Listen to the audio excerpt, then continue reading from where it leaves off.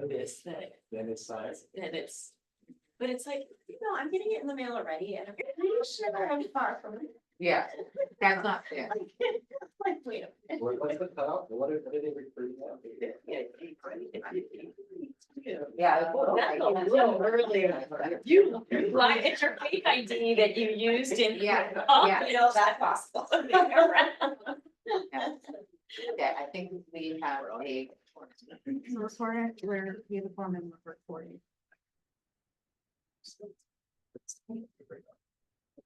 Right, I'm gonna call this meeting to order. First, meeting agenda is an approval of the minutes from the commission meeting from July 23rd. Does anybody have any questions or comments? Motion to approve? Second? All approved, say aye. Motion passed. All right, we're gonna whip through this agenda. Next one is a presentation from Yukiro regarding the Oahu Business Survey and Research. So who's here from Yukiro? Let's start with your introduction. Sure. Hi, everyone. I'm from Forest Foundations and a professor in health economics at Chihiro. I also work with small businesses for some time. I've been supporting the city for the last 5 years, I believe, on different projects. This is one of them. And with me, I have two of my students actually coming over. My name's David Monroe, bachelor's. We have Steven. Do you want to introduce yourself? Hi, I'm Steven. I'm also pursuing my bachelor's in economics. I'm joining in virtually today. Hi, Eliza. And he's in Singapore right now. So he's studying abroad. Nice. And Ruben, you were with us on Zoom prior to this, right? I was, yeah. So this is a conversation, a continuation of the conversation we had in January. I was traveling in Chile. I was on sabbatical officially, but yeah, I'm back. So yeah, so I'll give you an update basically of where we are on the survey, and then some of the next steps that we have planned. So we'll start. Okay. Kate, can you? Oh, yes, Yeah. sorry. Make sure you share. Oh, So let's Right. Share. Yes.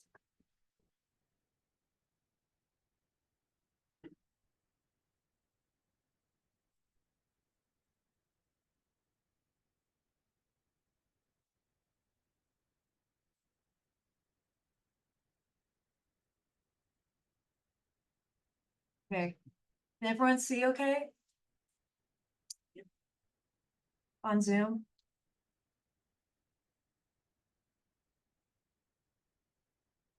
Yeah, can see you well.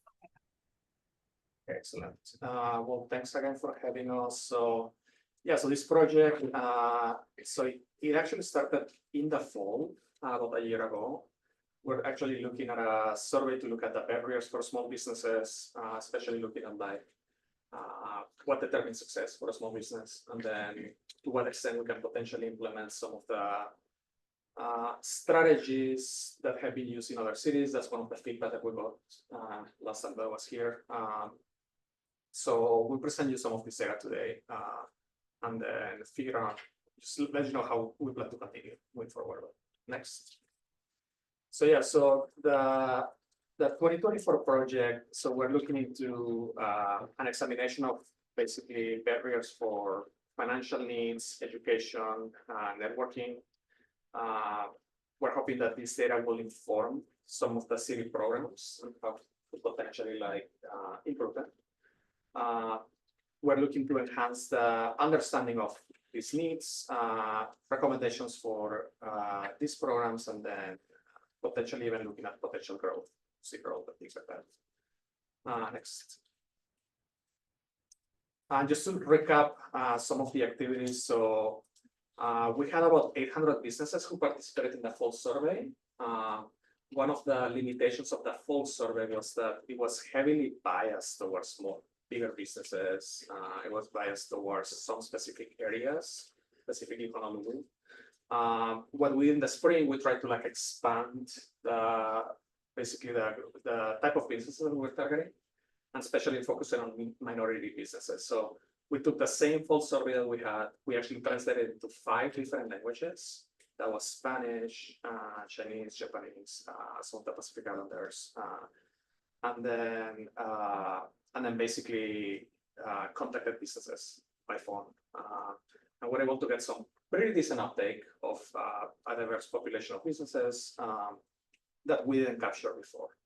So next.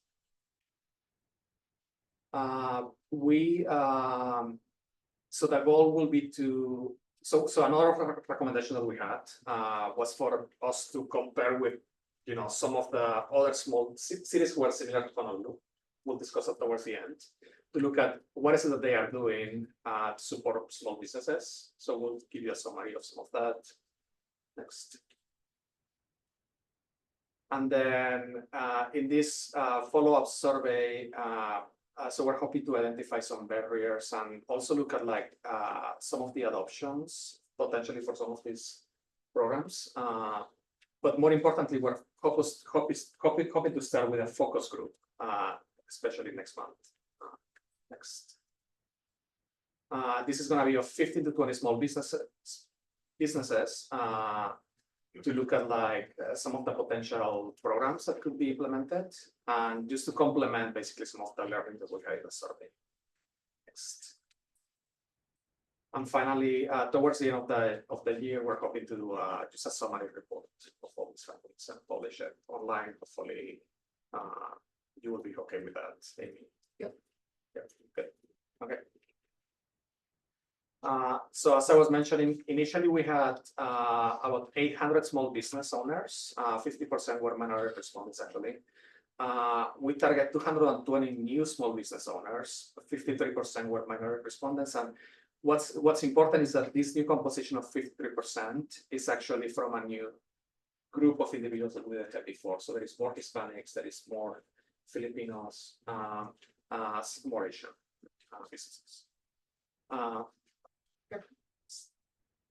Those are a quick question. Yeah. So when you say that was more Hispanic, Filipinos, and Asian, what were the minorities in the previous? So in the past, we had some Native Hawaiians. So we increased some Native Hawaiian because we focus on Waianae as well, but not as many as we had basically. That was basically the main thing. And then some Chinese, especially in town, we're able to get Chinese from other areas as well in the county. Okay, next. Oh, sorry. Can you, sorry. And then so to give you an idea, so for instance, for this new 220 businesses, we still continue getting some businesses who are like big, more than 10 employees, about 30%. But we're able to get significantly more with less than 10 employees, which we didn't have before. So now we're getting about 65%. Most of them are going to be independently owned. We get some franchises who continue responding to the survey because it's open. And then it's pretty heavily biased towards professional services, construction, food and beverage. And then all the others are about 40%. Yeah, and then basically I mentioned that, but yeah. So on here, we're talking about the key needs from the small businesses. The first one was marketing, sales, next financial resources. Third was HR. So that's mostly what we focused on moving forward.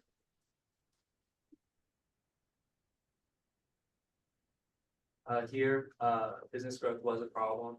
Well over half said they had moderate growth, but about 40% said they were stagnant or declining, with economic instability, workforce gaps, and competition as their reasons.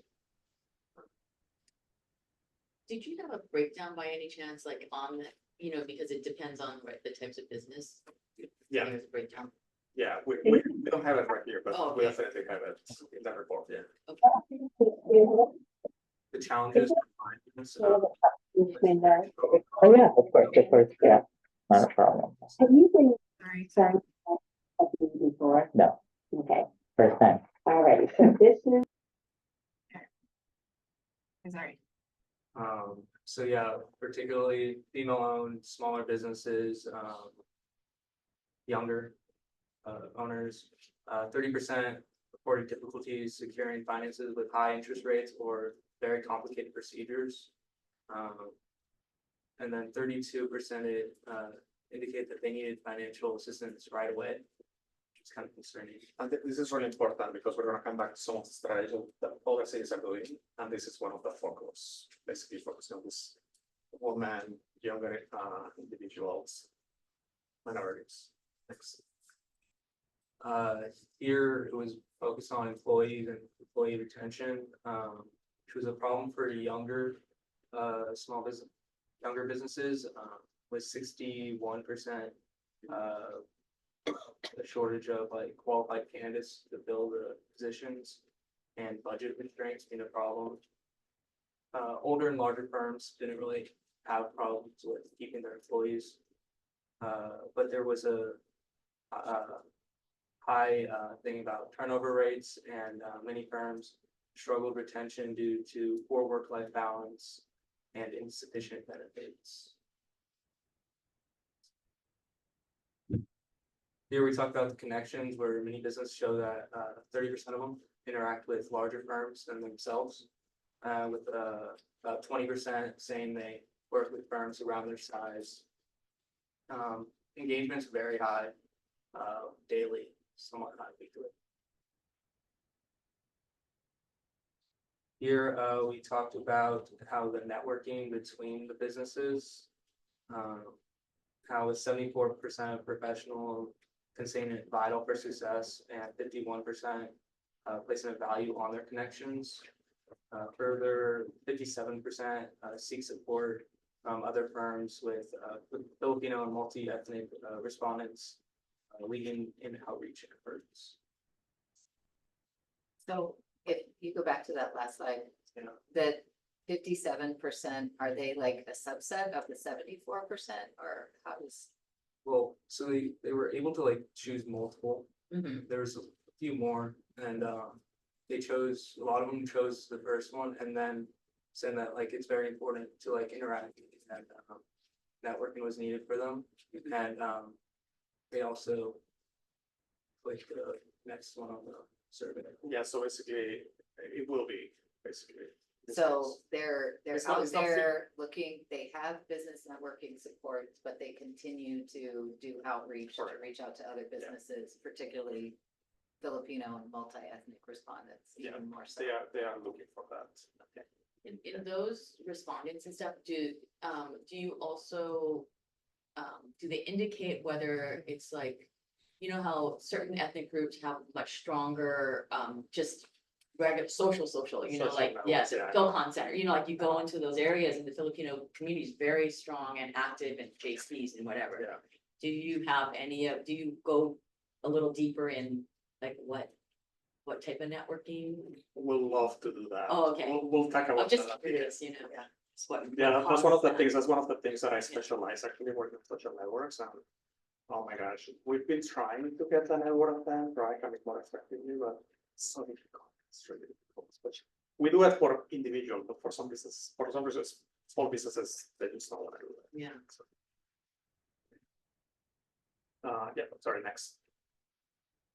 And this is just a deeper analysis of the networking problems, where networking is most valuable for building strong vendor relations and customer relationships, which is crucial for supporting operations, growth, and cost management. Additionally, collaborative projects and mentorships offer significant opportunities for innovation.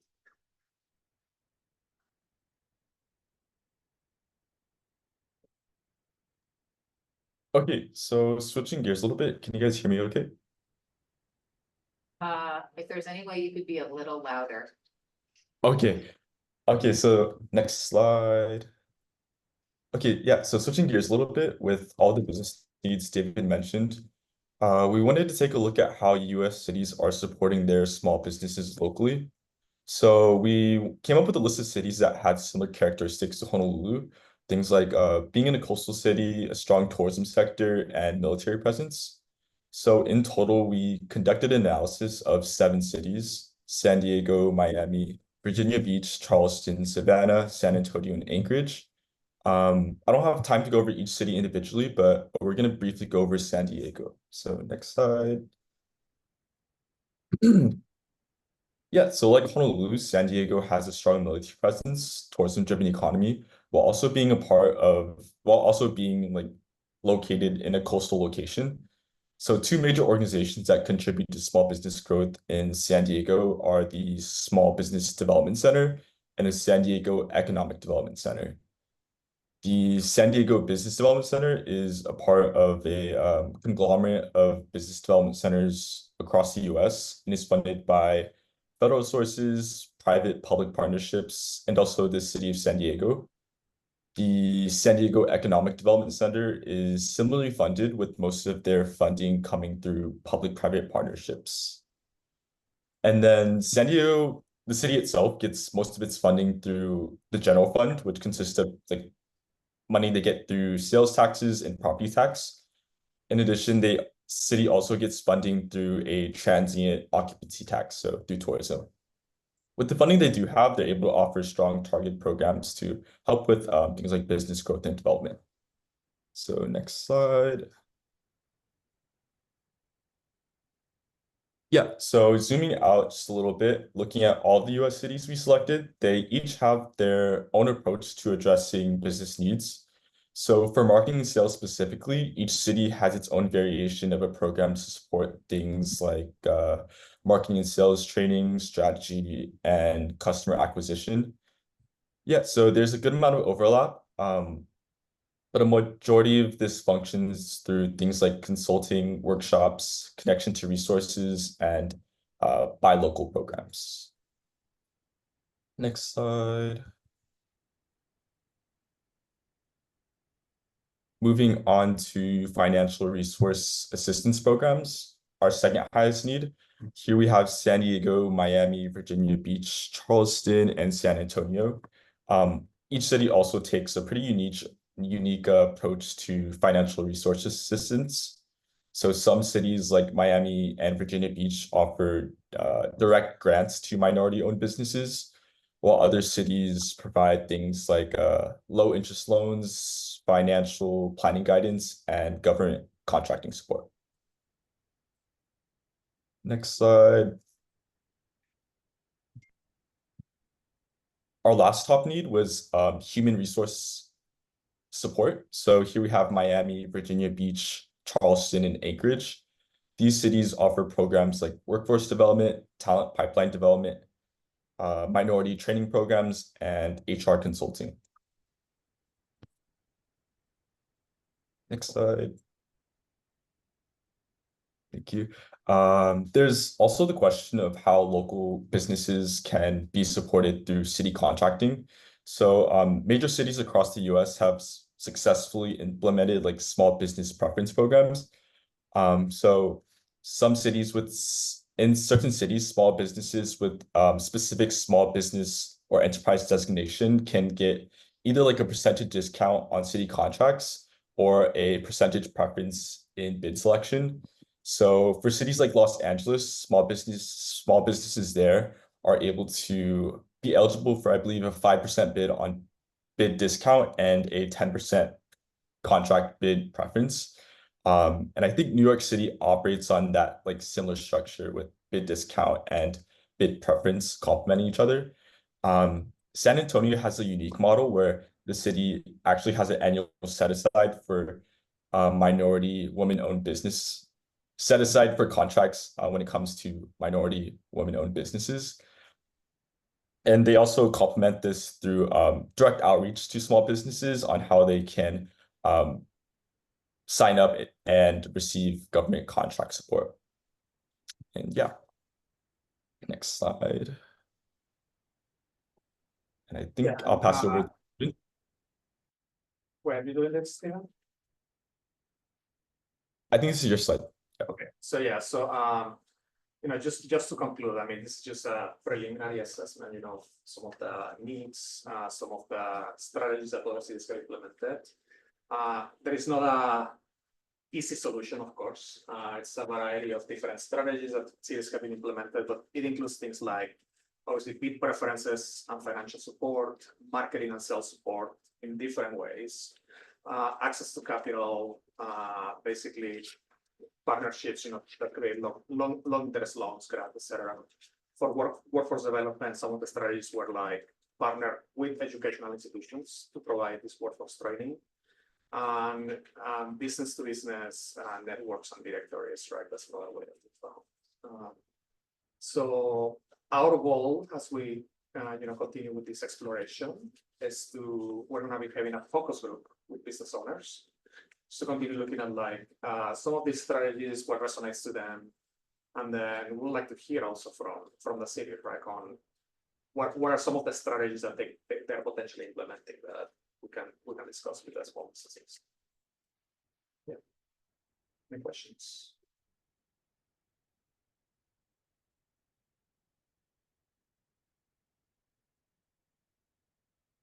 I think what makes me feel good about this feedback is it's similar to what we're hearing from the Oahu Business Connector.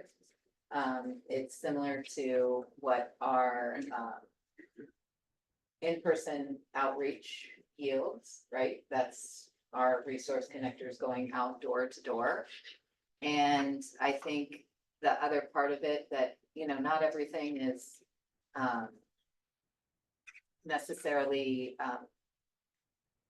underway, but all of these things, I would say bid preferences is something we're gonna talk about today, thanks to a little bit more research with Greg. But everything else is something that we have heard and are working on. And I'm kind of excited about the idea of B2B networks also, because I think that's something we would do in partnership and in collaboration with others. Who I think is doing like a great job of this is like Melly, James, and Brittany. Because one of the things I recently heard about the new cohorts at LCC that, end up going through the value add chain and graduate is that they're like, I think they've done 3 cohorts now. It's been great support by the Hawaii Ag Foundation. Most of them are, food products with the value add. And we just met with Denise recently and talked about all this. And then they have their 3 or 6 months and then good luck, you're on your own. And I saw recently now they're gonna have a showcase in the middle of Pearl Ridge Mall for all those vendors. So I think some of those things, if we could figure out, like in partnership with American Savings Bank or whoever, other private sponsors also, if we could help provide more of those opportunities where those networks and those cohorts that they're in, whether it's expanding that or continuing to build upon the relationships that they formed through these different cohorts, et cetera, and help, put dollars into do more even. Just some random thoughts there. I had a thought on, noticing like, okay, so every city is gonna have its own issues. We all have similar challenges depending on where we are. Is there any like research or how the cities then can work with the state, to get the, to address that? I was gonna say, so one of the things that we put on the slides and we emphasize because of the time frame today, but we're gonna put it in the report is the tax structure. Like all of the cities have so different tax structures that allow, cities to have like more money into this program. So some of these like business to business things that they have in there, it's things that, it's not new. They should exist in Hawaii, right? But potentially they are being, or they should be run by DBET, right? So I think this collaboration with the state to be able to do that needs to happen. I just don't know. Right, I think, yeah, each city, it's It's only, different. right, It's every different. city's different and they need to have some, because it seemed like in general, there is an aging population. There's, and a lot of people are experiencing that. And the reality is the cost of living for the elderly is getting higher, and that, you talk about all of these kind of issues, but then you come back down to businesses and small business and then the service industry and what they can afford. And every state's going to be different. And I do feel that there needs to be that, that support on the state level in order to make these all things happen, like, Oh, absolutely. everybody, in their states, like, we're all grassroots, so we can do all these little things, but then you're jumping up and down and say, hey, state, like in California, what is crazy, I mean, it's so huge. But we just learned that every county has different taxes. So if you buy a count, like you're in Hawthorne or zip code, it's actually zip codes. You buy something in Hawthorne, your tax might be different than Playa Vista, which is less than 10 miles away from each other. They have 3 levels of sales tax. Yeah, it's crazy, but anyway, just, that's not our problem, but I'm just, hoping that as we're comparing and whatever, that we can push through that understanding of importance, because nothing's gonna change if only, Honolulu is sort of driving this, but it's, But for instance, one of the things, maybe like, could the city go to the legislature, right? And start asking back for some of that money, so it's something that is feasible. For what money? For some, okay, so for these other cities, right, they have like programs that are supporting small businesses, right? And it's typically gonna be run either from grants or sales tax or transient accommodation tax. Right. So none of that So- come to the city. So there is no taxing, no ability to create taxing authority at the city. If there are to be taxes or whatever, the state is the sole authority, right? So when they took back the TAT, they, during the pandemic, you'll remember, they had to grant counties the ability to then go out and set and collect, because we don't have any systems, no systems to collect other taxes. And so, that was a huge thing too, with 3,000 employees short, like, wait, we're gonna come up with a new system to collect TAT now? So in the end, the TAT is a new tax. Generally, it's primarily property tax at the city.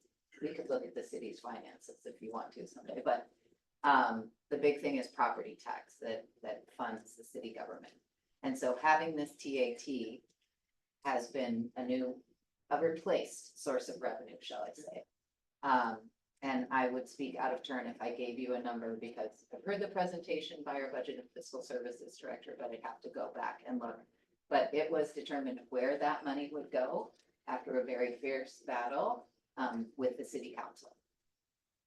So when you said transient, like in San Diego, is that literally just like Airbnbs? Is that what they're talking about, the revenue? It's all kinds.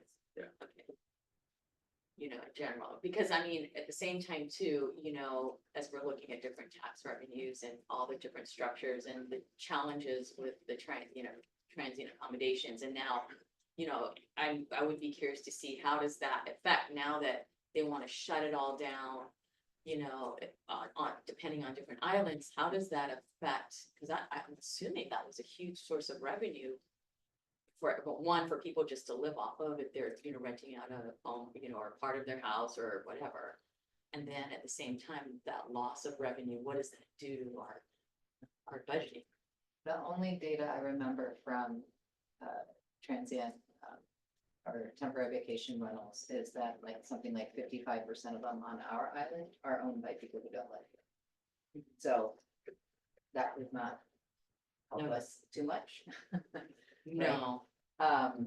But I have not yet seen analysis, and because the TAT is still new to the city, that we assess and gather our own information. That'd probably be a new area that we could look at. The one that does kind of impact us in terms of where the money is going is some further dollars should go towards Parks and Recreation. It was a smaller portion of it, but in terms of our work in regenerative tourism and the opportunity to better take care of our special and natural places, that's a benefit. And at some point, the portion that is currently going to rail can be reassigned. But right now, I'll just say that Hart is starting to look at what comes after the rail line gets to the city center. So, just saying. It's So cryptic. we don't have a taxing authority and we likely have no power to change that fact. Unless we Well, all, through the city citizens of council. the state of Hawaii. Well, citizens of Oahu. Yeah. No, but it's just the state would have to grant it, right? Correct. We have to State elect wouldn't, different people who state would never. would change the rules and Well, I mean, if you have a specific program in mind to support small businesses, you can also just go back and ask for that money, right, to run the program. We can also what? Go to the legislature, ask for support. Well, we go to the city council. The To the city council, legislature yeah. is not our Yeah. body, so. And then does the city council, can they advocate for this? So they have to. Yeah, do they? I don't know how it all works, They but can, they they can can. advocate for the city to get state funding, but I mean, It wouldn't, I don't see this being a Yeah. huge priority, and our goal is to go out and provide these sources of funds through competitive federal grants. that's more likely than the state diverting any of their tax revenue to the counties, more so than they already do. The likelihood of that is just. just not gonna happen. If anyone's interested, I read the 100-page city budget and I converted that into one chart that shows all the income and the sources and all the expenditures. I did that for the state as well too. State had a little more than 100 pages. It was absolutely bizarre. And I could not find a single document in that budget that made sense. And, did you put it in Excel? I put it in a beautiful chart. I made I would love colors. to It's really nice. I colored lines. I made sure that the colors are contrasting. I hate it when people try and do budgets by writing a narrative. No, there's no net. There's just Table it out. blocks, yeah, and everything's relatively spaced. So you can try it. If you guys are interested, that's one way. For the best learning, you have to follow all the social media. Yeah, agreed.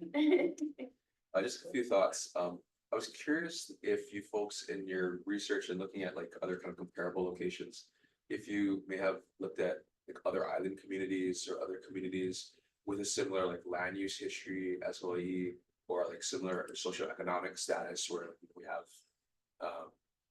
like the cost of living, right, is so high, like, and if there's other kind of comparables in those ways, how they might be trying to address those problems through strategies. to Yeah, support small we're business. looking for some island communities, but there is really nothing much that you can put in the US, right? We focus on Yeah, the I US only, yeah. Yeah, I was thinking if it was. So yeah, that was the Singapore. we're looking at like, no, let's hire to the US, otherwise.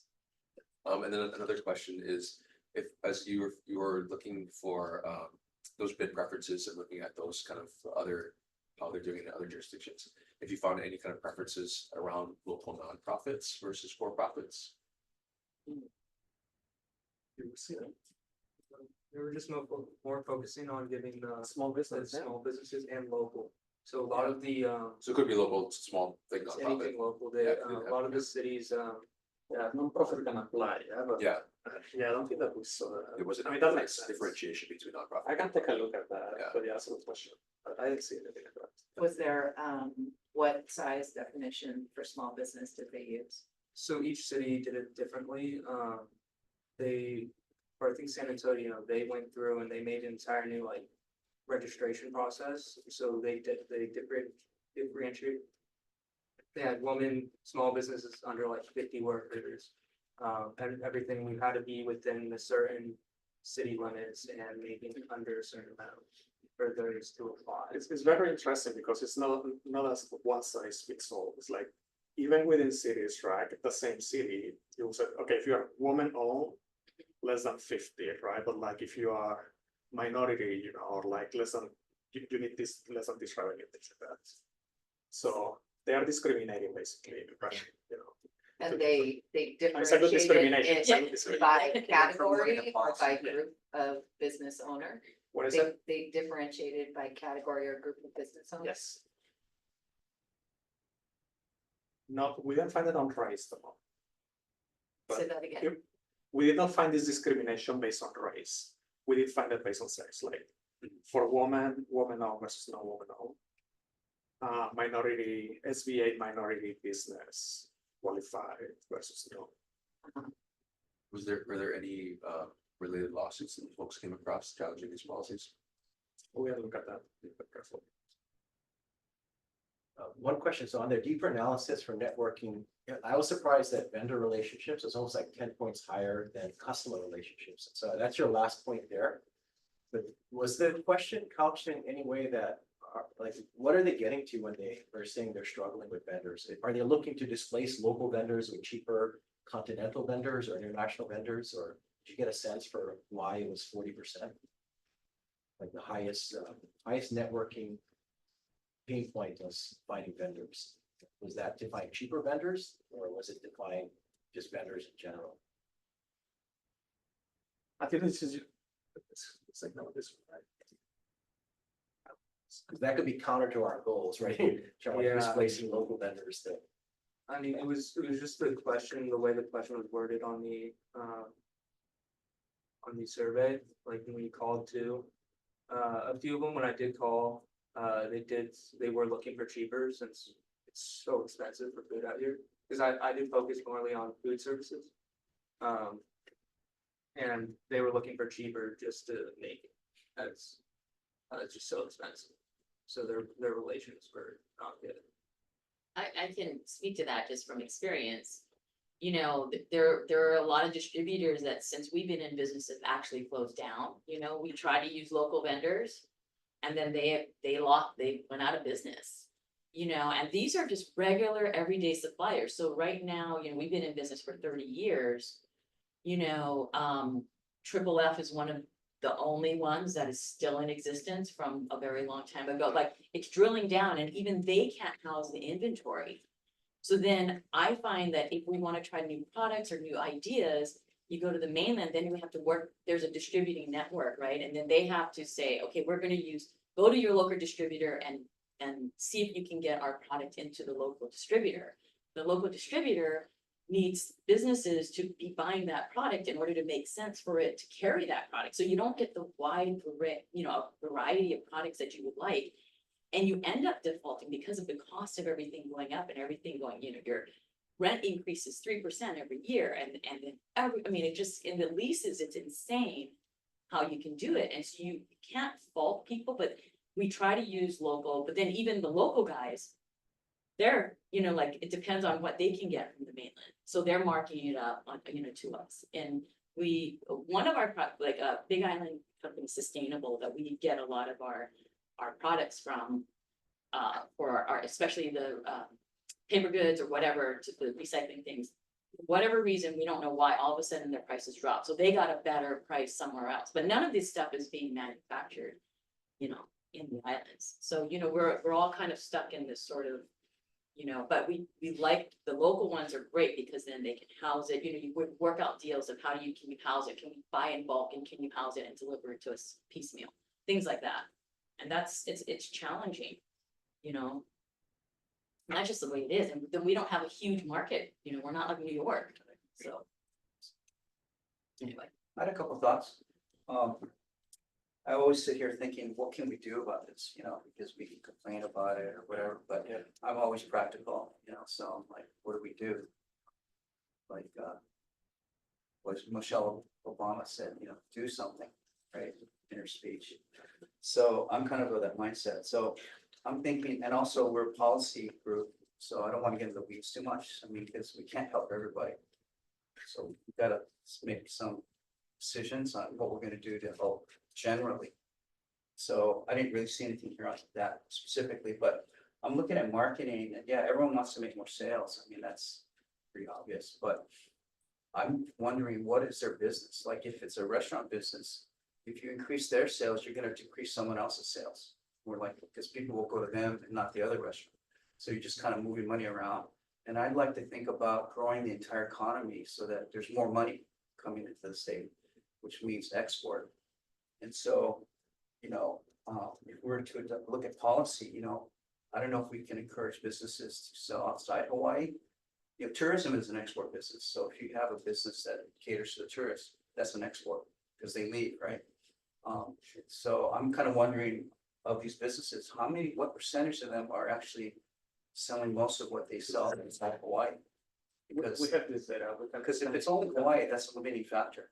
And maybe we should put our eggs in that basket, you know, it's because we can't do everything, right? So And just to clarify, for the majority of them, they will be selling something local. These are like super tiny small businesses that will basically cater to the network of the They population. may have an e-commerce component, right? Yeah. You know, But Mana Up does a big business online.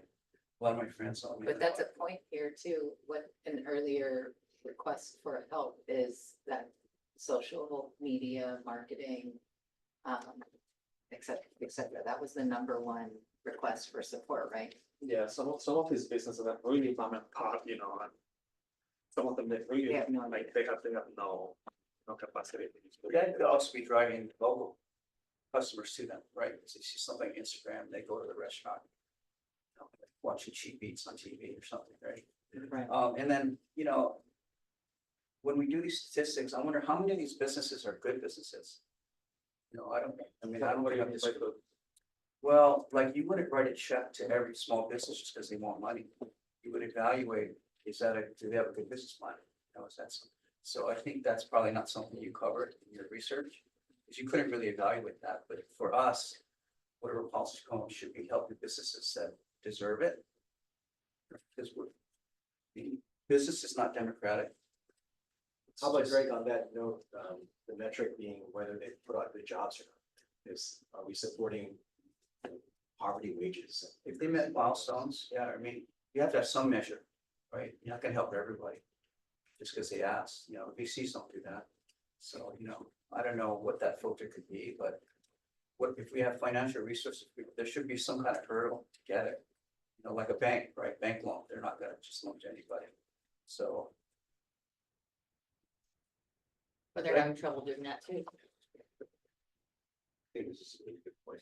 We had a whole conversation earlier this year about what is a good business, right? What are good jobs? What are the limitations that are facing those types of businesses? Like, if you're trying to create good jobs, what's preventing you from doing that? like, who do we want to support, right? Because we can't shotgun it, that doesn't work. So we have to come up with some kind of profile, I guess, of the kind of business that will create good jobs and could be successful. Right? If you have some harebrained thing that has no chance, you don't want to give them a loan. Doesn't make sense, right? So I'm just thinking next steps. Yeah. No, I mean, we'll have some, I'm thinking as well. So we will have some information about number of employees, revenue. I mean, we don't have it long term, which I think is what you want, right? Like whether they're creating more businesses or increasing revenue, things like that.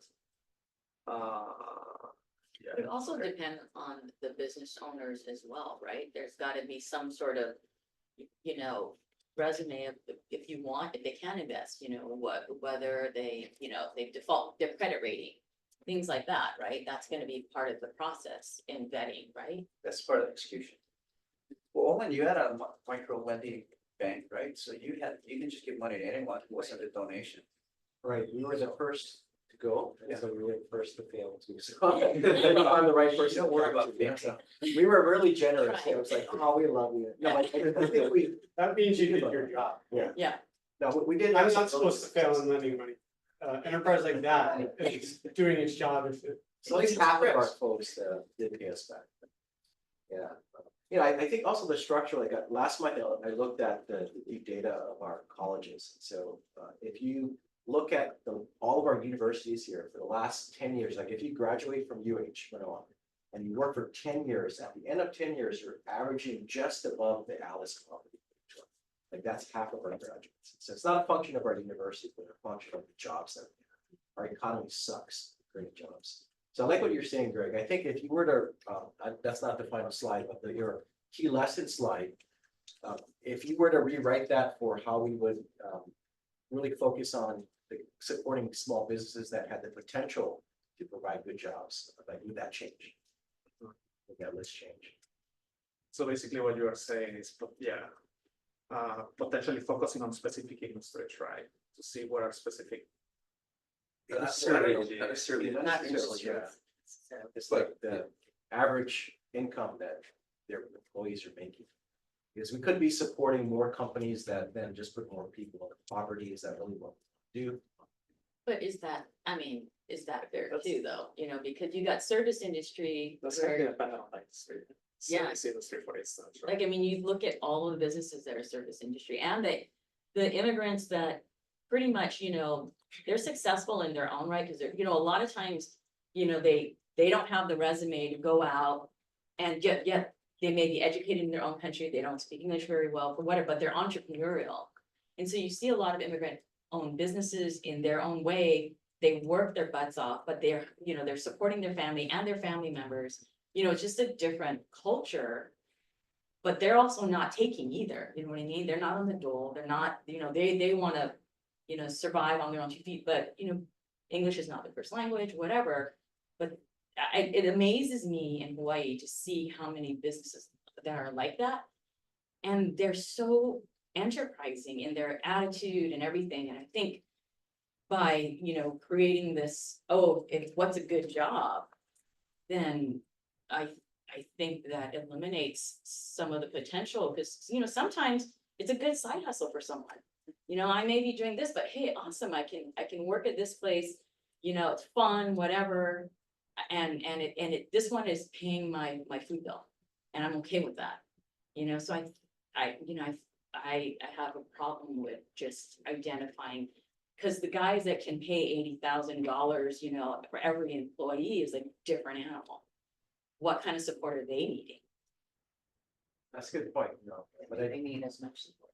I don't know if OER, a good side hustles might be a good tagline for us, right? So I Well, think that we've got to focus focus somewhere. Right. And hopefully whatever we do benefits a wider swath. Benefits everybody. Target. Well, I'd be interested to know of these businesses that you listed that say they need money to help. How many of them would we classify as ones that we should help? Like, do they, if they trend up to a point where they should get a loan, but there's just no money here? That's the kind of business I want to help, because we can fill that gap, but we're not here to just give a handout, so. And you can't really do that with statistics. I think part of it has to be, beyond just statistics, although we could give you certain parameters, say, of those business survey, how many of them are trending this way, and then give us the percentages for those, give them parameters, because you can't really decide that probably. Yeah, no, we cannot decide that. What's a good business is your decision, guys, okay? Well, But- so I would just say one of the key learning points that we're a new organization, right? Don't forget that. We haven't been around in the city or existed too long. Created during the pandemic, and for a couple years, that's all we did was pandemic relief. But also a huge chunk of that relief, 183 million, went to small businesses. And what we saw was they were unbanked, many of them, of the 10,000 businesses that we gave money to without, trying to see what kind of business are you? Are you going to survive the pandemic? And it wasn't that much. It was enough for payroll potentially for the week or something, right? They're unbanked and they had their receipts in a shoebox, right? To get some grant from the city. And so the OBC was saying, there's a lot of businesses out there. There's a lot of ingenuity. There's a lot of creativity. I look at my own husband who's like, I'm not going to work for somebody else. I'm going to do my own thing. I have a passion for coffee, right? And so he's out there doing it. And yet the OBC was about how do we help these questionable businesses get over the hump? And the OBC with free or low cost resources is sort of step one. And the thinking around that too, don't forget, is that DBET is over there doing growth, export, technology, manufacturing. We're trying to maintain a different focus and think about that inclusive entrepreneurial ecosystem and create that pipeline. So that next business that does have the $80,000 jobs across the board has a chance to come into being in the first place. After hearing a variety of people speak, what it hits me is just friction. And we can see something cool on Amazon, click a button, and in 48 hours, it'll be on your doorstep.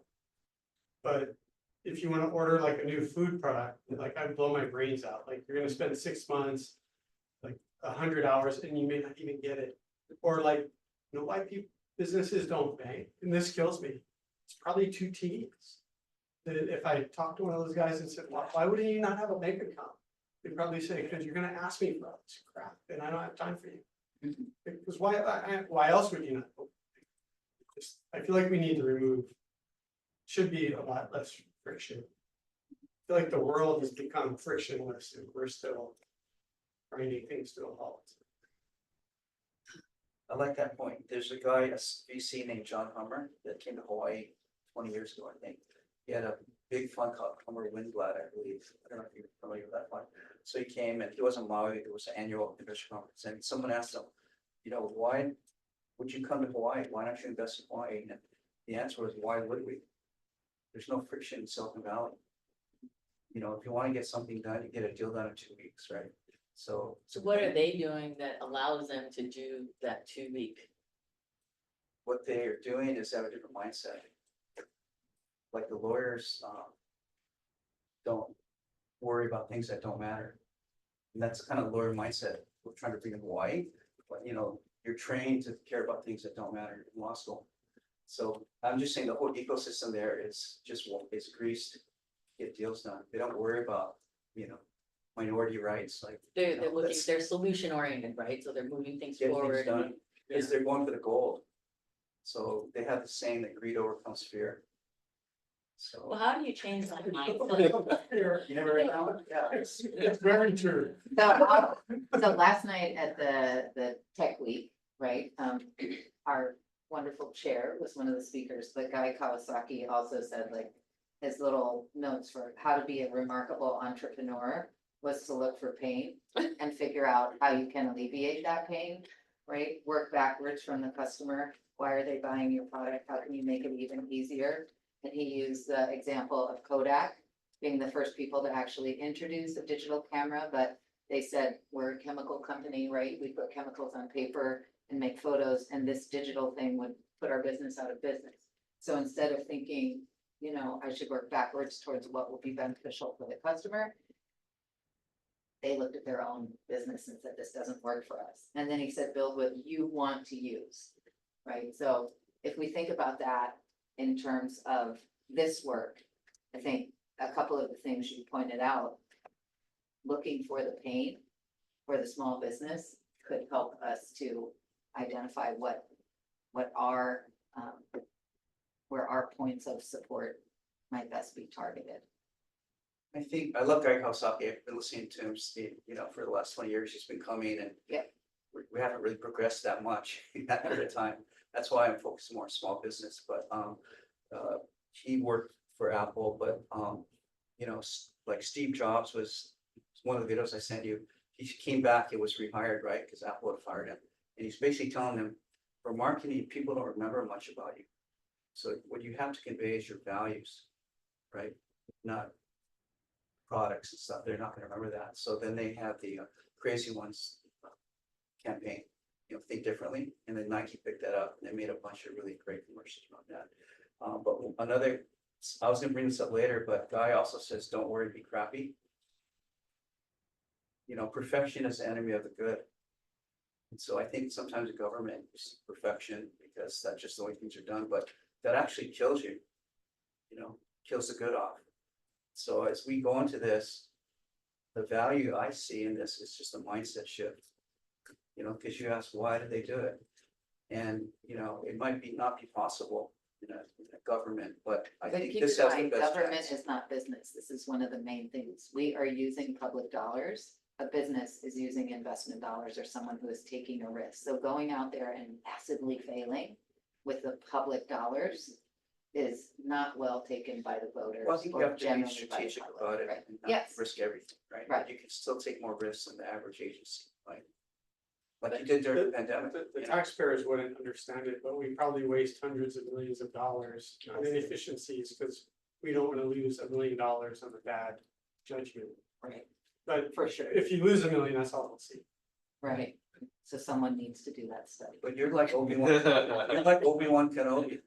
You're our only hope. And, I am not, but Yeah, start. anyone. oh yeah, but I'm just saying, you know, so what we're trying to do is crazy. You know what I'm We're hearing? trying to be entrepreneurial in a government agency. That's crazy. And I think you should see Jobs just say, go for it. So my job is keep us on time, and I think I failed. So pause this discussion, although it's been great, and I think, I like your final point, like, there is still some tension here, and so I'd love for us to figure that out. But I hope you took from this discussion, maybe some things that could be added to the report, Oh, absolutely, yeah, we have a lot of notes on here. and, it's to be continued. So Yeah. I'm gonna cross this off as check on the agenda. We are moving on to update on the first 6, oh, sorry. Can I really quick, can you also, when you guys do your summary, can you show where the region, like where the response came from, so we know? Yeah, Yeah, we have a map on that. That would be We have. You're vice They're president. Hawaii, right? Thank you. They're all Hawaii. No, I mean, where on Where? because also it'd be interesting to see if marketing was the same and when we're silent, like same priority, you know. Yeah, I probably in one, I'm pretty sure, because the type of businesses were like regionally focused, right? Like tons of restaurants, for instance, were like on the side of the island, maybe from Oahu, but yeah, we can do that for sure. So next step, when is that report gonna be available? December-ish, hopefully. And is that's public, so that can be shared all publicly? It's up to Amy, so. Yep, it can be shared publicly, but we will also bring the final report back to the board in some way, shape or form. However, works for you guys. But that'll be next year, probably, right, January, Sorry, when was that? I'm so sorry. Yep. I think when we do get that report, I think it would be really helpful if we make a point to share it with the different business associations and chambers and rather than just having it, putting it on our website, but I mean, I think if we really sit down and talk to them about it and show it to them, I think that might help them because a lot of them are trying to do some of the similar things. Yeah. But if they see that information, I think. It'll No, change definitely the we will, direction. because we actually use them to collect some of this data, like the chamber, some of the, regional chambers of commerce as well as the restaurant Be very association. helpful. Yeah. Sorry, I was. Did you get a chance to put your information on the survey? Were you one of the? Yeah, my husband filled it out. First round, yeah. Cool. So next agenda item, we've got the 6-month update on the Oahu Business Connector. I'm not sure who's gonna give us that. Unfortunately, that's me today, because Kim unfortunately is out sick, but I do have some support. Mira Miller is our new data strategist here at OER. And Kayla Santiago is our data specialist. So welcome to them. Brand new graduate with Kayla. And Mira came along for the ride with her partner, who is the new innovation director and something at the University of Hawaii. Innovation and commercialization. Yes. So I've worked before in a number of areas, in higher ed data, with the public housing authority, now working here. Who's your person last night? What's the name? Jim Dean. Oh, yeah, he presented last night. Back on Sunday. Yeah. so Yeah, all I knew is when he came through the door last night, he had bread around his neck, so. I ate part of mine and that was not a good idea. Somebody had invented a bread lake. I don't like wasting food on that. I was gonna wait a day and turn it into sourdough. So, since I've introduced a couple, just to make sure, Blake Marmono right here is our admin specialist. Max Rodriguez is our communications manager. And as of yesterday, Melissa Chan started as our new digital media specialist. So they're joining to learn a little bit more about the commission, and Mira and Kayla can add in on some of our data. So 6 months in operation, yay. The business connector is, I don't know, hasn't even had its first birthday, so it's not even legit in Hawaii yet, right? But next slide. We wanted to make sure, first and foremost, that if you know of any small businesses, if they're struggling in any area, if you in your own universe where you operate can direct people here, we would love that additional support. We have been without a small business and finance program manager since Siobhan went back to the Waianae Economic Development Council. She needed to be on the west side to take care of her family, but hopefully soon we'll have a new program manager. So you can see in some of the data that the outreach and the awareness hasn't gotten as much attention as we'd like, but we do feel really good about this, so good that, you know, we make cookies to commemorate the first. So, on this slide, as you can see, this was on our kickoff day, and as I think you know, the Oahu Business Connector is our whole comprehensive program. It's not just the website, it's the outreach, it's webinars, it's relationships and gatherings with our resource partners, et cetera. But this is where we felt that there was a gap in the system, right? That this wasn't something that VBAT was doing, this isn't something that private organizations were doing. And what we wanted to do was recognize and direct people to the 140 business service organizations that we've already identified on this island. And those 140 are low to no cost, so, next. Sorry, real quickly, if you need water, there is water in cups right over here, and if you need to leave early, I have parking validation right here. Just like- Thanks, Kate. Okay, so first slide here, we have the type of assistance that was sought, and this breakdown is of the top 50% of the search categories. So you can see that number one, this looks a lot like what Dr. Juarez and his team shared with us, financial resources and assistance at 23%. Next comes marketing and sales at 12%, business planning 9%, and starting a business 7%. And so overall, since the website came into being, there's been 1,083 searches for assistance and 291 since Q1. We do, as I mentioned, need to like do more to increase awareness, but these are really above and beyond the top categories of assistance. Everything else is under 5% in terms of the type of assistance sought. Anything else we need to add on this one? Taylor, yeah. I think that captured it. Okay. Next slide. So referrals, there were 331 outgoing referrals. And so that means like, who are the organizations that we're following up with to connect businesses that need help? And so number one is the Small Business Development Center. Number two, Enterprising Women of Color, EWOC. Number three, Patsy T. Mink, Center for Business and Leadership. And finally, SCORE. Ad gaps, request for those services. Do you remember what that, what's about from the gaps? Oh, there were some types of assistance that we did not have a resource partner for, but those have not been types of requested types of assistance that happen. Thank you for pointing that out, yes. So, the good news is we have, I think this may be a later slide. Yeah, so I'll share that for later. But generally, for the requests that are coming in, there is someone that we can refer them to. Okay.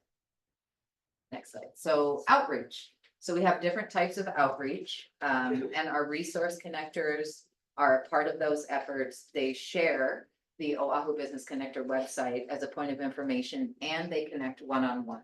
And so the ways that they connect one-on-one are, of course, the in-person business visits, which we have 1,022 accomplished since the beginning of the year.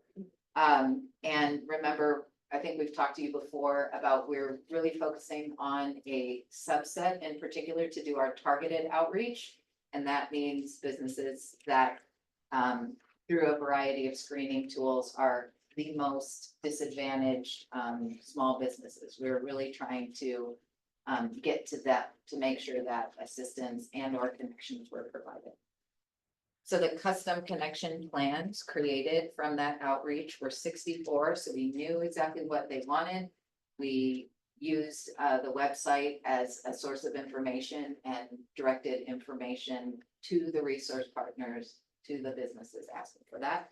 And additionally, 56 businesses came in since the website launched and interacted with us at one of the, right now it's only two because we're down 2 people.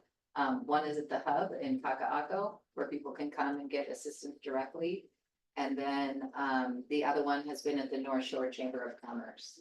So it's that hallway kind of over there, off to the side of the strip of small businesses. So that's where we're seeing people face to face, which we stood up for those people that we can't reach when we're walking door to door, right? Home-based businesses, online businesses, et cetera. So I mean, just to clarify, so this is only connecting them with like resources available, right? Yes, and So it's so, not connecting them between different businesses. not right now, not yet. Okay. Right, next slide. So, as I mentioned, we've identified 140 business resources that are out there. We are able to call 78 of them today, our resource partners. They're on our website. We know that, we would send them directly to Dr. Juarez, not that he's a resource partner, but just saying who the contact person is, the type of the type of service they provide. And this was 68 at the launch. So the good news is we continue to increase the number of resource partners. But it is a challenge to get new partners on the platform. First, it's just about, how can we help them to see the value in being being listed as a resource partner? Sometimes it's a capacity issue. They say, we're already servicing as many small businesses as we can today. If you refer someone to us, we just don't have any more ability to help folks. Especially, it depends on if we want to refer or concern about types of referral. Yes. So if there's a specific type of referral, they may say, not today, we just don't have that capacity. And then additionally, we've run into some of the people we work with are not, the authorized individual in the organization to like go through the form, put it up there and go for it. So we continue to work on that. That might be something our advisory committee might be able to help us a little bit with more as we go. Sometimes it's like a one-on-one back and forth before we break them down to get them posted on the site. So really, it's a lot of one-on-one at this point to get more resource partners on the webpage, which in the end, maybe after a year, we may decide is not necessary and we have the partners that we need. But I can talk about, some opportunities later when I give our report. So quickly, the top page visits, of course, are the homepage. We've had 20,000 visits there. Clicking to go into the Small Business Week was 5,625. That was back in the month of, can't even remember, sometime this spring. The Resource Finder, 4,062, and then funding opportunities, we find is always something that people are interested, 1,970. So we've had 9,100 unique visitors. So next slide. These were the gaps that I mentioned earlier. No, we don't have them listed and we yet haven't had anyone referred to them, but just letting you know where we're lacking in resource partners right now. So if you want to take a look, if you haven't already, pawed around on the website, there it is for you. And ultimately, next, we invite you to just check it out yourself. Look for the resources, custom connection plan. Maybe there's someone that might need some support, because really, ultimately, in the end, we're referring people to other organizations, other businesses to get help across RI. So anything else you ladies would like to add? They look around in the data on OBC more than I do. So welcome any questions you might have. Anybody have questions? So the resource partners, they're funded, what do they tend to be like? So I'm on your website right now. So like SBDC is funded by the federal government, Patsy Team Inc., federal government and private donations. EWOC, I'm not sure, I believe they're also funded by the SBA. SCORE Not sure. It's not profit, Yeah, they're all nonprofit. volunteers, Yes. business people. And so one thing comes to mind is, when we're talking about how to service, changing the mindset. Obviously, this is changing the mindset where government, where the businesses are your customers, essentially, right? And things like that. How does that translate now, to promote more of that change? Because this is the kind of the mindset that you were sort of trying to talk about, Yeah. solving the problems. How, at the end, as this continues and grows, is there a way to change the way, or to show evidence to change the way the state or the state of Hawaii looks at businesses, like having that customer service mindset instead of like, I was talking to one of our CPAs and she was telling me in the film industry, you have all these tax credits and everything like that. And then she's saying from then all of a sudden it's like they get them in there and then they have to jump through so many hoops. Some of her clients are saying, they're like, we're out, we're not gonna come to Hawaii because it sounds like this hook, like, oh, we're gonna give you all these, tax credits to, film here, do all these things. And they make it so cumbersome that they're leaving. But to me, that's like, we're, on the government side to increase, sort of businesses and because those industries now think about how much that supports all the smaller businesses, all the trickle down effect of how things are. But perhaps, this is a great example of like, we're not gonna wait, whatever, we wanna support everybody. And how do we make it so that when you're calling the tax office or for your TET, that you have this, depending on who you have, like a customer service mindset as opposed to, where the government, you do, as we say, we've gotten some things that we got audited on certain things and we provide the things and like, okay, great, working great with one person. And then somehow there's this external email that comes in and they're like, I'm like, okay, we provided all these things, did we satisfy all the things we needed? And then it's like, you wait weeks and they're like, we reserve the right to audit you further. That it's that mentality that you're like, what else can we give you? But I think it's sort of that picture that, how is Silicon Valley just streamline these things? What is the partnerships that they're doing to make that happen? Like, I think if there's a partner that doesn't do well, then they should be taken off. There should be accountability. Like, that's what the private sector would do, but I know you're not the private sector, but we're trying to bring some of that. I know Venture Law Group was a famous law firm in Silicon Valley, and they would have service providers that they had a network, and this is all for profit, of course, so the network wanted to be referred business. And they knew that Venture Law Group was taking notes about every single interaction, and if you go on their shit list, you're out. Kiss that business goodbye. So my question too is, So a lot of this is pro bono, I'm assuming, free services. I think you might want to start also moving towards paid services. not yet. Well, There's you're a saying whole that's- other thing that we would have to do to be able to provide that, not only liability, but also Conflicts maybe. Yeah, major I understand. conflicts as a government entity to refer to for-profit. but I think the concept's still valid is what is accountability to you? Right, of these so- source partners? This is a very careful balance when you're trying to recruit people to get on your website and to, extol all the virtues and at the same time tell them like, in the future, we're gonna evaluate you and tell you how bad you are and maybe kick you off or maybe whatever, right? So as we're 6 months into this, the goal has been to bring as many resource partners onto the website and then to be able to provide them to provide that feedback individually, right? So that is a part of what Alyssa, our OBC network administrator, is in charge of.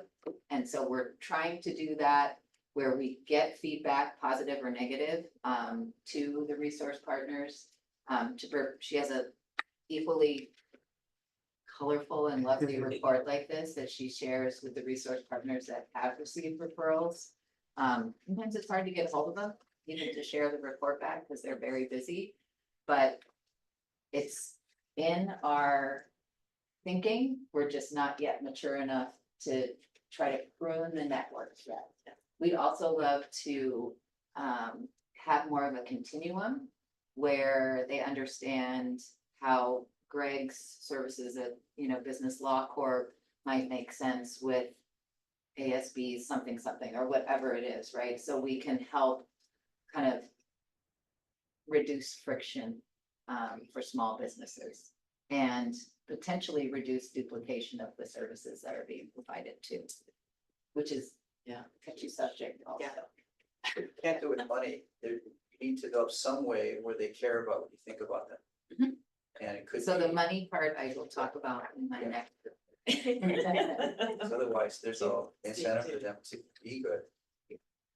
Maybe one quick comment is this past weekend I played with the latest versions of ChatGPT.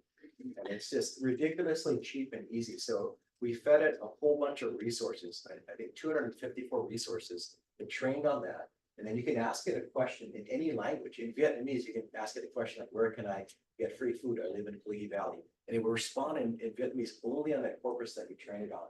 And for every 5 requests, it's 1 penny. So I'm just saying, it takes a couple hours to build, and it is an interface that can get to the resources. And people can ask it in Pidgin or Samoan or Chuukese, and they can respond in the language. And it's pretty damn good. So our website is Google translated for all the languages that are available, but SourceLink is the master creator of this website, and they are working on all the AI. Yeah, so we're in line to potentially be a beta tester, as well as to expand our back-end CRM, so we can integrate all of our programs with the OBC client resource manager. But again, at 6 months in, 10,000 people. we're happy the thing never crashed. It's taking so long. Right, so I'm gonna move us on to the next agenda, which is still you, Amy. I know, I'm so sorry. You're gonna move to deputy and scratch it out, and it's our update. Really for hard. Yeah, it's OER. supposed to be good. Okay, so next slide. OER, lovely artwork here. Okay, so we have 3 priorities. One we talked about today was connections for small business. That's our Oahu Business Connected program and website. Secondly, we've started work with our grants contractor. It's a combination of solution specific, Essential Leaf and Staub Rasmussen. So one national firm and the other 2 local consulting organizations that know Hawaii well. They're all people who are rooted here. So it's wonderful that they have both the national and Hawaii perspective. We had our kickoff in August. This $250,000 contract supports all of the managing director's offices. So that means the Office of Climate Change, the Office of Housing, the Mayor's Office on Culture and Art, and OER. So I'm happy to say that we're still in the midst of prioritizing which 3 grants that we'll be able to work with them on. We have 11 proposed from our various program managers.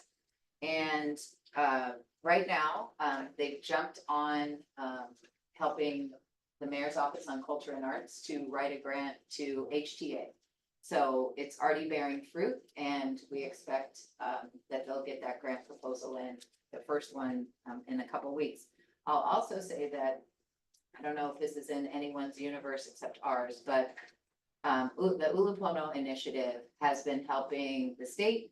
And we're getting close to signing an agreement with them at the city level for basically competitive grant writing services. But you may be familiar that Ulupono has a framework in certain areas that they're interested in moving along. And so the one area that really makes sense for them, and we've set aside to continue or to begin that work with them once the MOA is signed, is for OER's Sustainable Ag and Food Systems Program Manager. And they're already sending her for a $5,000 federal grants training. So they're already investing in us, which is wonderful and amazing. So Ulupona's gonna help write grants so they Yeah. can. Yeah. With their For free. their team. Correct. Yeah, and their team, ironically, if you go back, so their team includes some of the people we're already talking about. Okay. And then, okay, so business incubator, our fellow who you met last couple months ago, David Taylingberg, is in the process of consolidating 60 community and partner meetings that he's held, kind of make sense of all of that. And then he's drafting his initial proposal for a community-based, community-driven business incubation. So more to come. Next slide. So I wanted to add this in the opportunity zone in terms of business incubation. So that's an actual picture, although it doesn't look like it here, of Chinatown. And I'm super excited that the Department of Land Management, Kat Tashner, I don't know, maybe Tony knows her, is just about ready to bring to the council update for chapter 38. And chapter 38 is basically the city regulations that allow us to lease city space, city buildings, property, etc. Right now, it requires us to take everything at, take the bid that is the highest bid. So we can't do anything at below market value, below market rate. And so that for OER, we've included some language that would allow us to do below market rate for community, economic development, for arts and culture, and for nonprofits.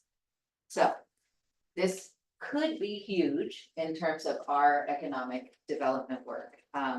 There's two projects, I think, that I can see where we will have opportunity. And the first is right here in Chinatown along River Street. We visited the city's retail spaces. On the top, we have a bunch of affordable housing units. You may be familiar. And then if you walked along River Street anytime recently. By the way, I wouldn't advise lovely. walking down River Street.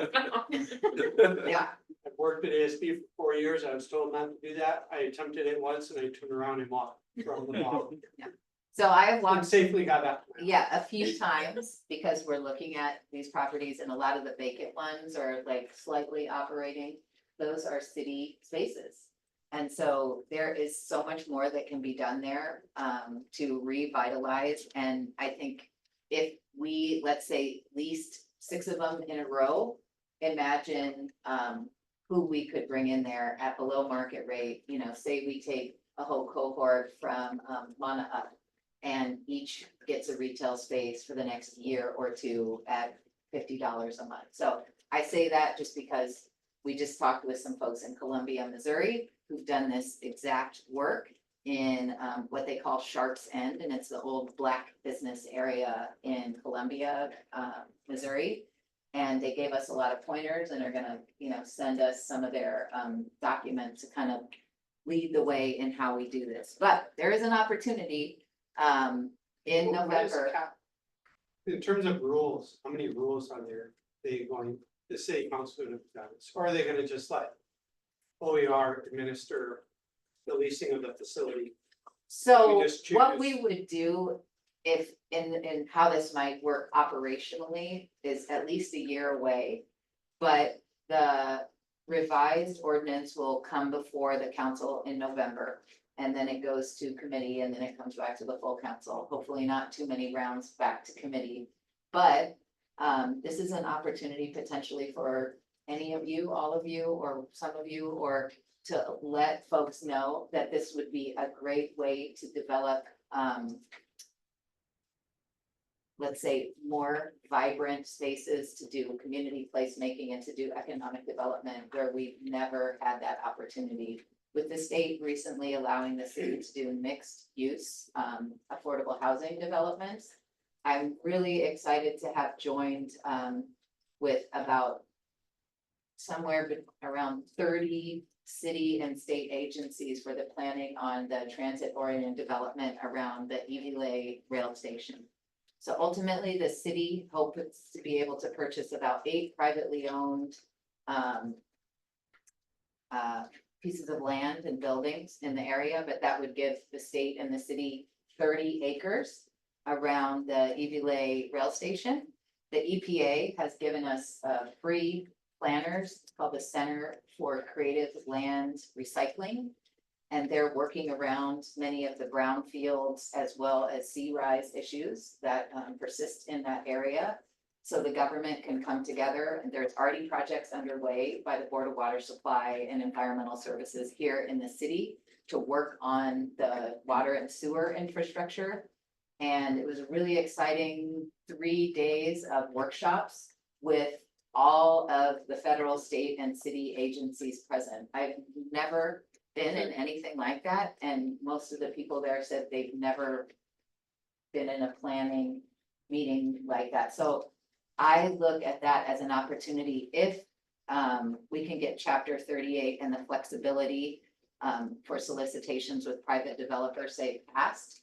It would be interesting to see what we could include when we go to, you know, bid out the 40-story affordable housing project, or the many that under this planning scenario could potentially produce 26,000 affordable housing units on those 30 acres and create a mobility hub that connects with the planned state development at Mayor Wright. So Where's the station gonna be, like exactly in Eagle Lake? I couldn't tell you the streets, but generally in the area of Dole Cannery. The city just purchased a 250,000 square foot warehouse. Do you know that to be? The streets, Quile, kind of like behind Kmart. Oh, by Sumner and. Yeah, All of that. corridor. Oh, my mechanic's over there, so.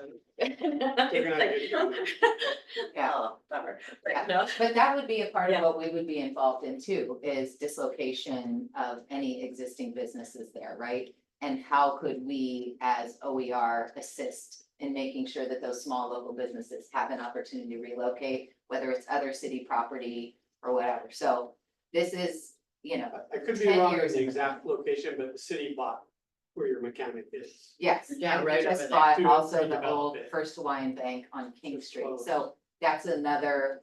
In making up the 30 acres, it goes all the way out to that, there's that DHS building right across from Mahala Park. Oh, Right, right. and it goes up to the old First Hawaiian Bank that is now a medical respite center. Well, like as Temporarily.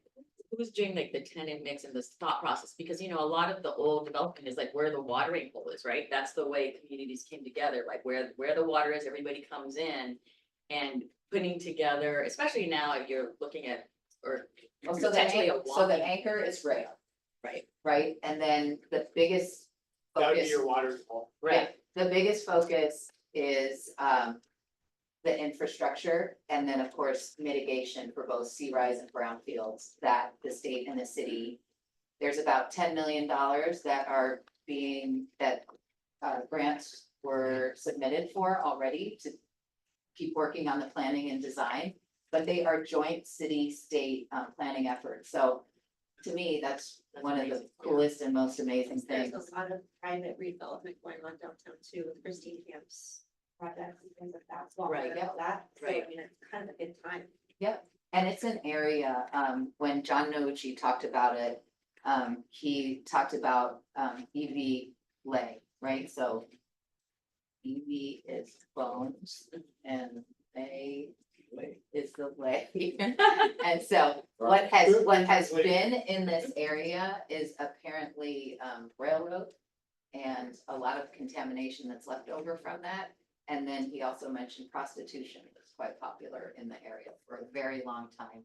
So to see the transformation of an area that has long been, Right. don't look there, don't go there, is possible, is within our sights. And I think to me, this gives inspiration to the kind of things like chapter 38 that could give us some authority to have economic development in the mix as we plan all of our public works, as we plan our utilities, as we plan, electrical, as we plan how many people are gonna live here, as we plan the mobility hub.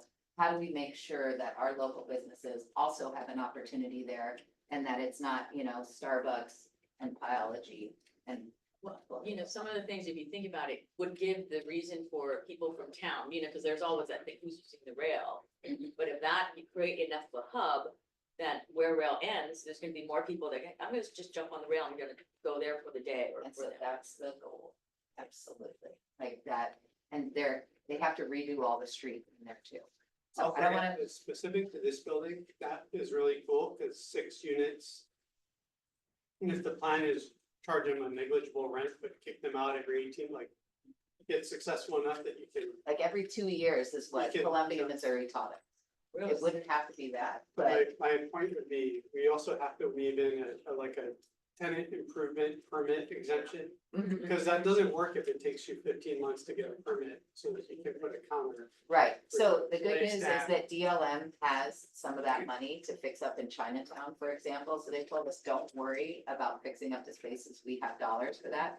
But in But a every new time a space tenant like turns this, over, yeah, they'll right. have to jigger it. Right, and so these are things that we'll have to figure out in the future, but also the other suggestion was make sure that those businesses that are there for 2 years are also saving. So they have the ability to move to a market rate when they graduate. So super exciting. Couple other areas I've talked about before.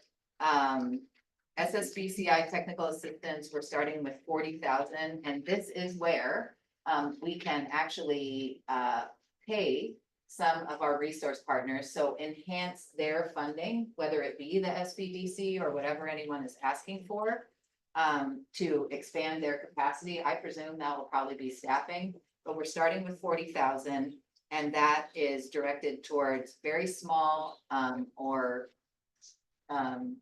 minority businesses for legal, financial, and accounting services, so that they can access the 62 million in the state small business credit initiative that HTDC holds.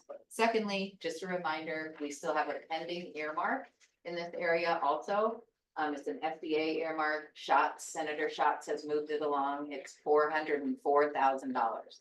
So we could add to what we're already building with this technical assistance provision and help more of our resource partners to get the funding that they need to expand capacity. So that's our goals. Community equity liaisons, this was an ad by the city council for 480,000. So this is our one piece of general funds, and all the rest of that is federal funds. We have posted on our website for hiring 3 individuals that would really focus on outreach to the immigrant community. And this was added by Amy Aguayani and her whole network of immigrant advocates. So we're focusing on what we call community equity and economic mobility. We're looking for folks who speak another language. And we're looking for folks that are willing to also embed in some of the immigrant services, community-based organizations to learn and help connect them to city and other government or social services. So if you know of anyone, send them to our website. COFA migrant death benefits and food security funding, those are our 2 last pandemic relief programs. They should be coming out in the next month. For the COFA migrant death benefits, We Are Oceania is our contractor. There's just a few little dotting of I's and crossing of T's that need to be done before that goes out. So what that means is if you were a citizen of one of the Compacted Free Association nations, someone in your family died here in the United States during the pandemic, the rest of us that are citizens could have received up to $9,000 from FEMA for a COVID-related death. And now these families can also get that reimbursement. It was created by the city council, we're the executors, but this could help with just general expenses today, right? Because those funeral expenses at some point had to be paid.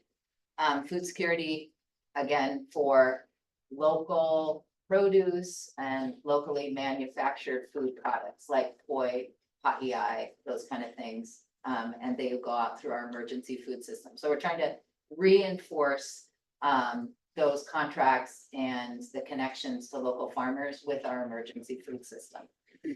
Good Jobs Oahu, $5 million, still working through that funding at the University of Hawaii. Currently focused on expanding in green jobs and city pathways. We've created a couple new pathways. The latest one is radio technician for emergency and our transportation services. Also trying to expand commercial driver's license pathways, and another interesting one was plant propagation. Because our Department of Parks and Recreation really needs more folks in the Department of Urban Forestry for the division.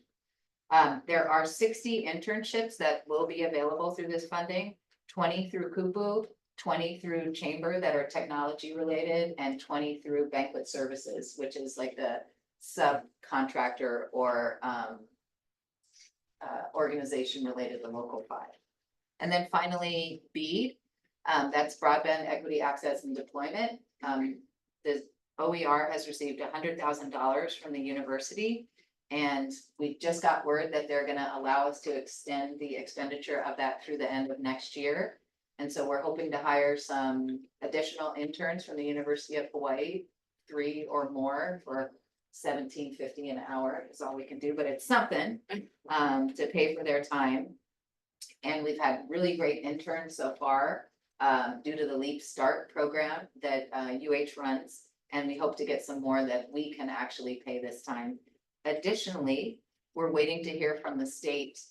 They're receiving some formula funds for digital equity that is a part of the BEAD initiative. We proposed $720,000 that we would push out to community-based organizations for more digital equity training for primarily Kupuna and Keiki to keep them safe online. But now they've told us it's the end of October before we're gonna finally get the update on how much we're getting from the feds. And the last one in the area of BEAD and digital equity is CNHA is drafting a $5 million competitive proposal for digital equity to the National Telecommunications and Infrastructure Administration.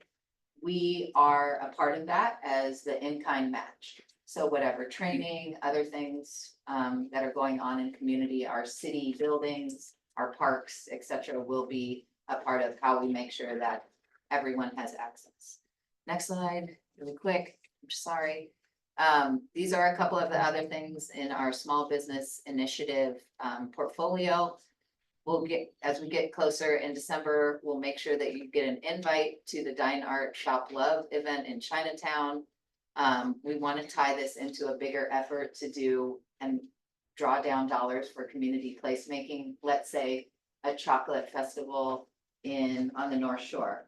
Honey festival, yes, there are some of our honey businesses are located in Kaka'ako. So to try to really do more community placemaking and provide some dollars for civic organizations or nonprofits that want to do that, much like Purple Maya recently did at the JCC, which I heard was just fantastic. I thought it was. Awesome. And then finally, the Small Business Loan Initiative. This is where we're gonna try to build on Poland's startup fail and who's gonna do the next iteration. Well, we wanna do the next iteration. There is HUD CDBG Section 108 funding. The process is somewhat long and tedious because the city has to write our new 5-year consolidated plan for how we wanna use CDBG funding. But this is a resource, 39 million is available that the city nor anyone in the state has ever tapped. And we've learned from 3 counties that have used this funding for this very purpose to provide low interest, really micro loans to very small businesses to help them become bankable over the course of time. And what we've learned from the entities that do this, they offer an array from like $20,000 loans up to $200,000 loans because of how they have to manage this. And the guarantor is HUD. So they put up the funds. So we are ready to give our presentation to the managing director and the head of budget and fiscal services, and just really excited that this could be a possibility for us, maybe the end of 2025, but just letting you know, this is something we believe we can do.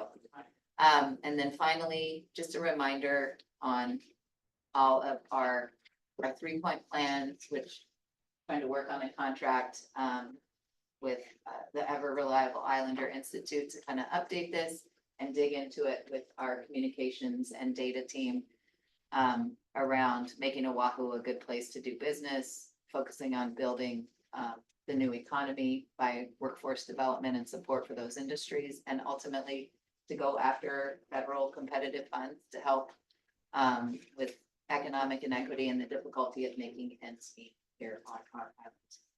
The end. Good job. Yeah. You gotta start off with you, and it's like positive. It Was it positive? was good. Okay. Yeah. Any questions for Amy? On the incubator, have you thought about what that's gonna look like, because I think when we came out with that during the strategic planning, it was to fill gaps in the market where, you know, incubators aren't happening now. I think you Yep. guys thought about that. And that's exactly what David, our fellow, is focused on, is really the gaps. Right. And looking at an opportunity to bring it down to the community level. So for example, could we work with Waianae Economic Development Council to provide them more funding to do a cohort, say, at the library there or something around creative industries, right? We really want to make sure that the voice of the aspiring entrepreneur is heard in terms of the type of resources that we provide. So as I think he mentioned, he's using a model that he developed when he was in the Peace Corps in Peru to see how we could do more community-driven, community-based business incubation. For example, Why not? You say Yeah. why- Okay. Mhm. Yeah, that made me think of Sea Rider Productions, you know, Kenny Suiso and what she's done there. Yeah. The film industry might, it could use a boost maybe too. Mhm. You know, independent filmmakers. Yeah. Anyway, you're, like I said, you're Obi-Wan Kenobi. You're like our secret weapon. Because there's not many people like you, especially, you know. He's assuming you saw the movie, so I have, It's kind of old, yeah.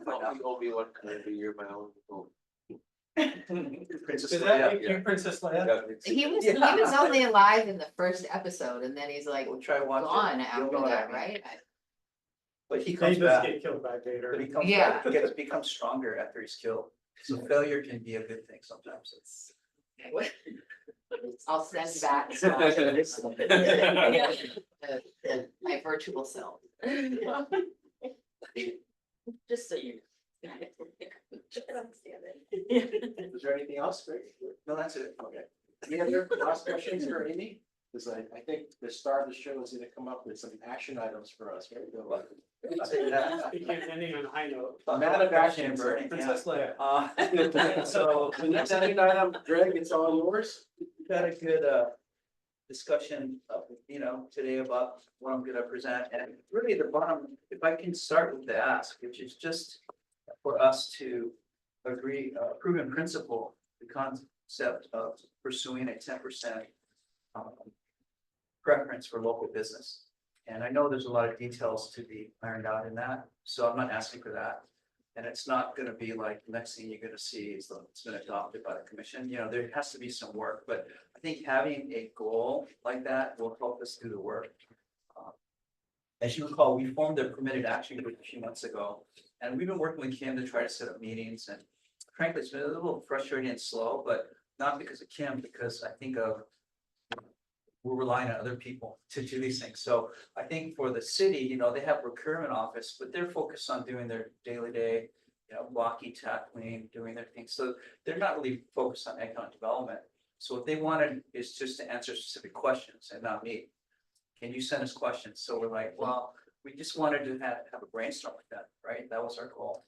And then we haven't been able to set up meetings with outside organizations either. And I was reflecting on it, it's, you know, well, we need to move past that. You know, I mean, we could keep doing this for a year, you know, and nothing's gonna happen. And I think, you know, the paper discusses it in more detail, but, you know, the benefits are pretty obvious. You know, you have local business getting contracts.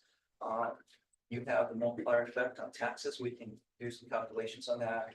You have the mindset shift of we're gonna help, you know, because I don't think a lot of governmental departments think about it that way right now, because they're there to do their job, whether it's permits, construction, or whatever it is, they have their task list. But if we can sort of be an example of kind of moving the needle a bit towards business friendly, then maybe, because I talked to some friends in procurement, like in the state, I don't think it's even on their radar necessarily that they should be, you know, awarding contracts to local business. They just do the lowest bidder or whatever the criteria is.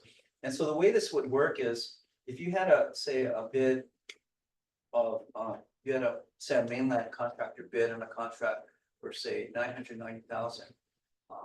And you, as a local bidder, bid on it for $1 million, you lose, right? Because you're not the lowest bidder.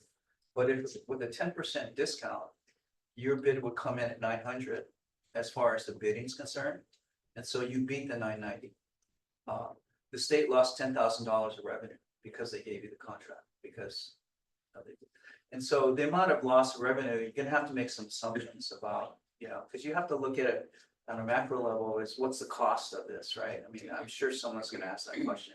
Maybe the economists will give us some numbers, but you can figure that out, and then you can offset that by the commerce that you promote in Hawaii, as well as building business. There's some intangible benefits which might actually outweigh the economic benefits initially, which is changing the mindset of government and non-government, building expertise in Hawaii, because now people are winning contracts, inducing them to bid on the contracts, because a lot of people don't even do that now.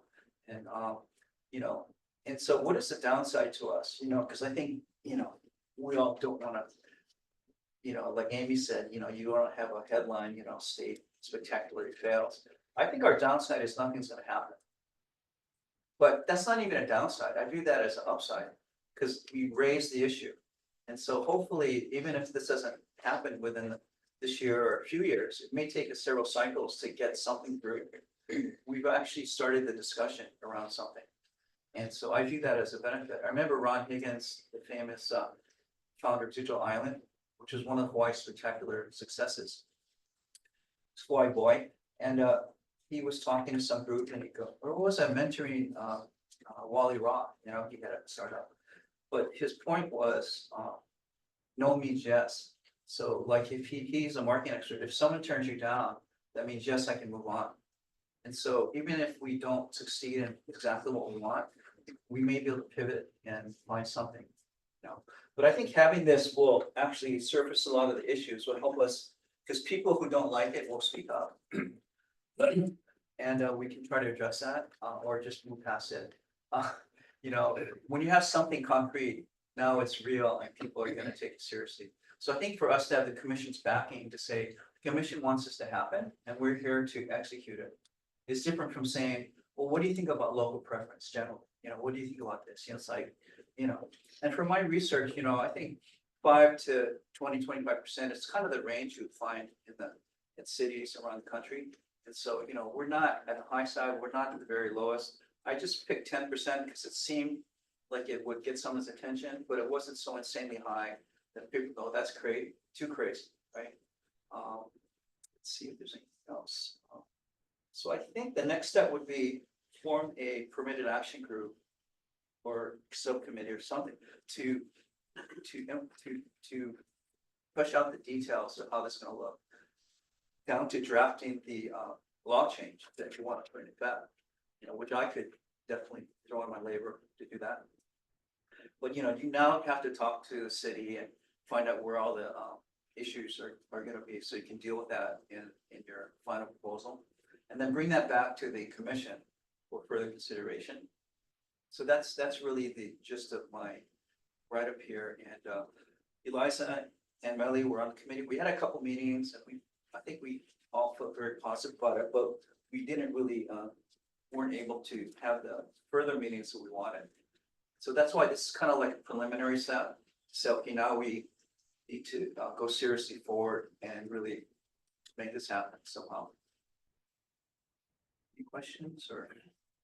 Greg, did you guys get through what the definition of a qualified company would look like? You mean, no, that would have to be detailed out. I think what we're looking for is just commission support that, yes, we should help local business get contracts in the nature of 10%.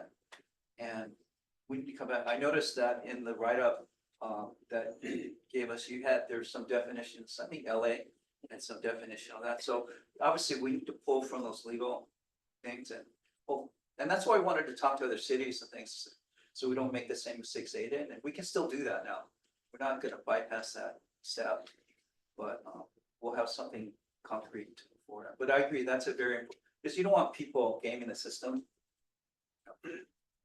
Well, then one thought would be how, looking at the benefits of hiring a local or allowing a local company or whatever to bid and compete, was all of the other things that supports that are not necessarily related to the bid, But, you know, whether it just be the families, but then there's other things that happen around it, the small businesses around, you know, the whole situational thing.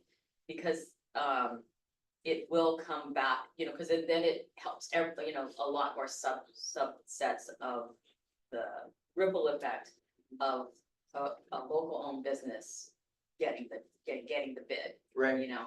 And that's what'll happen, on the ground, but also you could do a tax analysis, right? To show what the economic benefits are just from the spending. Right, um, right. Of that money here. We can visit it here though, by the way. Yeah, I figured we got the right people over here. Would that be another contract with you guys? I kind of. Everybody volunteered. I thought you were under contract or something. Oh, wow. Oh. That's. And we do have another 25,000, by the way, Greg, as part of the commission budget that we Yeah. have some agency over, so there could be some funding that we can provide to support this as well. And I think I've been on 2 years now. We've been together 2 years. Year and a half, 2 years. By next January, sure, 2 years. So I'm figuring like, you know, we should try something. And if nothing else, it'll signal to them, we need to do, we wanna do, we're serious about this, we wanna do something. I mean, what you've executed so far is amazing, by the way, so I'm not saying that's not nothing, I mean, that's amazing. But as far as the commission, what we can help make happen. Cause it's gonna take a lot of, there's gonna be friction along the way, but that's okay, you know? That's what Guy was saying, you know, if there's friction, that's, I know, I remember Dustin Shindo had a presentation about Hoku, and he shows this road in Japan that's just desolate, it goes nowhere, and he goes, that's my barrier to entry, because I had to walk in that road and find what I needed to find, and everyone wants to compete with me, has to do the same thing. So these obstacles are actually, that come up mean that you're doing the right thing, you know, and so I'm just preparing you that, you know, I'm sure there are gonna be people coming after us or criticizing, whatever. But at the end of the day, you know, who's gonna really come out against helping local businesses as a matter of principle? I can't really see. I think it's something that the city council has to wrap their brains around, that it's something that the city does. That's what first I want to commend you because this is a lot of work. And secondly, I just wanted to say that I think we've been kind of on the outskirts of this conversation for years. But this is the first time that the city will be forced to kind of really take it on and think about it. And I think part of the problem is that the city employees, and rightfully so, are so focused on their day-to-day and how they get around the procurement process because it's so complicated. But thinking about how to fix it is just not even on the. It actually is. There's a Maybe for you procurement guys, but- working group now. Yeah, so there's a big effort to fix procurement and it's It's so confusing. Like, you know, Underway. having been a city employee, it's so confusing. You right. need to figure out how to get a vendor and, you know, there's a list and where's the list and who keeps the list. and where's the It's list. very difficult depending on source money. It's Yeah. just, it's, So this is, so it's something we're struggling with Yeah. internally. Blake and I have been working on this. I'm sorry, Blake's been here for a couple weeks. I've been learning for as long as his predecessor has been gone. It is painful. Yeah. It's not. So there's a bigger effort, the large city departments that I'm sure would have an issue if we put in a 10% local preference for DTS or rail or whatever, they'd be like. So our project just went from, you know, Well, one, maybe there's a cap. Yeah, I Yeah. mean, those kinds So of. Be there's- $100 million contractor, you're not. and that's what you said, like, we could learn along the way. I don't wanna offer that up front, but I do know that there may be some limitations imposed on it, and that's fine. Yep. Cause we're dealing mostly with the smaller contracts. I wonder if your math still does work, because let's say the there's a section that's 50 million. And it's some mainland outfit or line dredging. Local guy And bids they're 55 off million. 5%, it's like, I'm pretty sure we make it up. Because Conceptually, all of it's the the same, engineers right. at dredging live here. Right. Right, Okay. but That's I where have the to money- tell you, right, like our budget and fiscal services director, he would wanna see the money. Like you would have to show him, how does this come back to us? we as have a to do the city, right? financial analysis. Because we're providing the dollars, we're paying the dollars and we're not getting the GET, right? We're getting property tax and we're getting TAT. So could you see it through That's those part of the sources, problem. or That's how if we we've go back always to addressed our Nolan's problems in the state. analysis. How am I gonna get am I gonna be made whole? It's like, maybe you're not. Who cares? Right, which I don't disagree with, Yeah. but I'm just saying, this will be a part of the Of course. debate. That, So- and but it takes more time for them to figure out a process, and they don't wanna do that work. That's gonna. That's one of the. This is, it's It's simple. there, I wanted it's to in there. Sign this point nine, is it low enough? Yeah, That's why maybe 10% won't fly, maybe it's gonna go to 5, I don't know, but but start at I'm 10. not gonna start at 5. Yeah, It might go to 3, but it's I wanted to keep it simple because I didn't want people to, because basically it says all things are equal, but we're gonna reduce your price. So they have to be qualified. I don't know if Hawaii contractors could do all the bids competently, right? Because you still have to have the threshold, right, of competence. So that's not gonna be discounted. how does it work when they do a low bid and it comes over budget? Like, how does that work? Cause I They're mean, like that change happens, orders, right? oh, yeah, That's things the like game. that, Contractual. Get the And- contract and then you change. yeah, and Get then. people like Greg to write. No, no. And then, yeah, Right. then how do you get them? Yeah, I mean, it just seems like, what did that cost us, right? By not getting, or, I don't, like, maybe the bigger ones, maybe they have to have, work with a certain amount of local Subcontract. subcontractors, and then that helps. I think a lot of it is the contracting, because I've worked on, maybe not like the rail, but you have to put language in there. Because I always want to put the onus on the contractor to tell me if there's something missing. And if you discover later, it's your problem. You're telling me you're gonna deliver the rail system, and here's the price, So it seems like we have $25,000. That's reality. Yeah, I'm gonna try to get us out on time, but if we have 25 One grand, minute, and if we want to contract someone to support us to write some of this analysis, does that mean we go through procurement and we might end up with someone from Missouri to help us, doesn't have the context? Well, we're not really asking for money right now, because he volunteered for free. Right, but if we. You're not getting it. I know. Well, I He mean, we said never for come free. back if we need money, because I didn't really That's- want to ask for money. So maybe is your action item that we agree in principle that this PIG is authorized to craft language, negotiate on behalf of the commission that we're targeting at 10%? Student, yes, we'll come and then come back with the plan. All the pieces that may be, Like an action plan for that? that could be then further approved. Any discussions on that, PIG creation? Can I ask one thing? So are you guys thinking like unlimited? Because most of the cities have a cap. On like. Or we may come back with a cap, yeah, Okay, but, I think we need to do further, we're hoping to talk to these city folks about it, but we haven't. So we need to do more research, but yeah, because we want to give it a chance to pass, so I realize that there's some things we need to do. yeah, I think that was, okay, so. Some of the conversations that I had with small businesses, that it's difficult for them to meet. It's like the procurement is impossible, you have to register here, there, etc., right? I mean, the downside that you were mentioning, it's nothing will happen, right? But the upside, I think, with more education on this. Oh, yeah. You could potentially get more bidders, which is gonna lower the price, will make up for Some this. cities have a cap on the contract price, for the discount. So, you could keep it to smaller contracts to begin with. And if it's a huge success, maybe we could expand that, but I didn't put that in because I had that work. No, but I think it's easier to swallow for like, a city revenue manager, whatever. What, maybe you get to that point where you can actually look at the value of city contracts over the last 5 years and make actually a more educated. Just get us the data and people do that. Well, we can ask the city procurement now specific questions about this, like if we did this, what would be the impact financially? What kinds of contracts, would you have to take issue with, improvement on some economic aspects of it, so.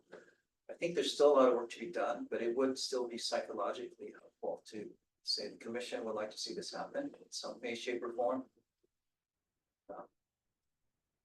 I'm largely in support of this, but I just wanted to mention that I volunteered to do, I think 2 meetings ago now, which is look at our charter.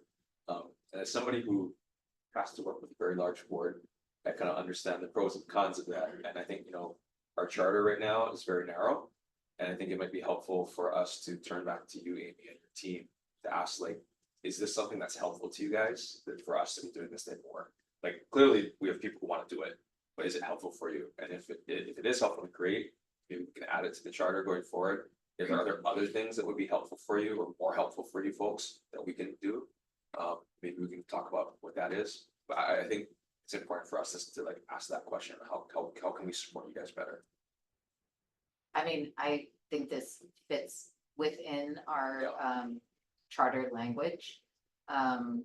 Actually, we sort of feel like the charter is too expansive, where it includes like resilient infrastructure and transportation, and affordable housing.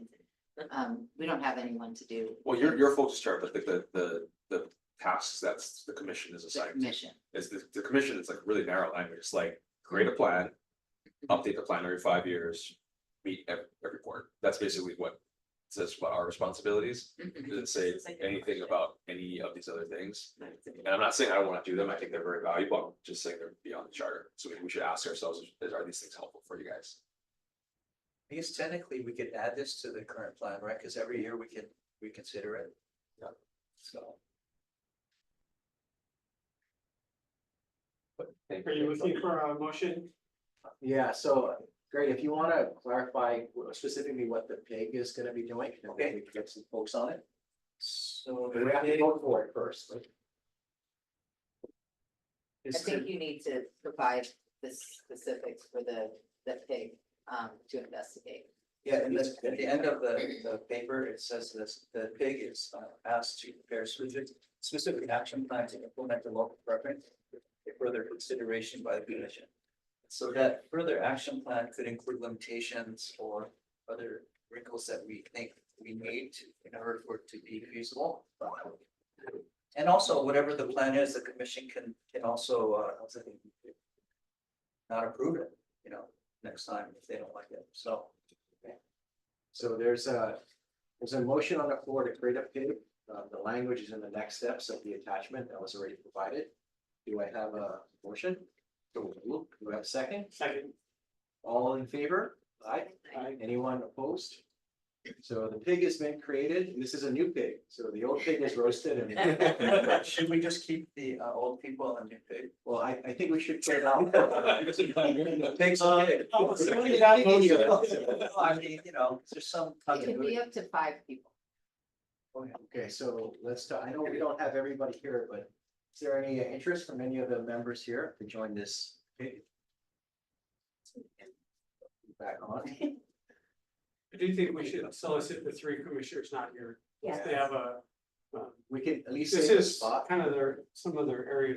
Can we do that, but, remotely? Can we do a remote joining of the pigs for the 5? We can authorize it here and then we'll just have, because then some of the folks are. Keone or Melly. Oh, then Either we could wheelhouse. add Pick the- additional members up to 5, depending on interest or availability. We could pick 3 now and save 2, so 2 of the other 3 or 2 others. So you're gonna reserve So the we got original one. Well, pig? could we add Melanie, and she can always decide not to do it, I suppose. I feel like you guys have already been, like, is the next steps already on your mind or, Yeah. so you thought it through, to not stop the momentum, I guess. Yeah. So we have 3 people so far, Melanie, Greg and Eliza. Melly was already on it. Any 2 more or 1 more? Keone, let's put Keone on it and he can say no. Okay, yeah. So we got 4 4. people who aren't here. That's what moral means, right? Yeah. Too bad. Oh, yeah, Reed. Time constraint. Sorry, who motion? Who's second? Olu motioned and Tony was second, Tony. I can jump on, I'm curious about this. Okay, so we got the pig formed. Okay. All right, so did you count all the pig members? Is that dead? I got them all. Okay. So Kim will Keone's not help here. us Melly. call meeting. 1, 2. All right, so that brings us to an agenda, and we're over time, but we do have a $25,000 budget. So one thing I want to encourage the pig to think about is maybe this could be used for part of that, if we want to run research or the financial analysis. And so I don't know the process of spending that, if you have to go through procurement and choose someone from Missouri, but we'll pass, we'll see that go. there are some options. The other idea would be, is there options either from the pig or that the board chair and vice chair might come back to the committee at the next meeting? So next meeting will be focused more We can on see the drafting of our annual report. And then after having had this discussion, come back with a couple ideas for how to spend the 25,000 maybe. Do you want us to get through the agenda item of the pig for the commission report? Because that was on the agenda. Do we need to create a pig for our 2024 report, or we can do that quickly? Liza, I can volunteer with you. Oh, thank you. They're really good at the frames. I don't know, like, should we do that too? Because that has to be done by a certain time.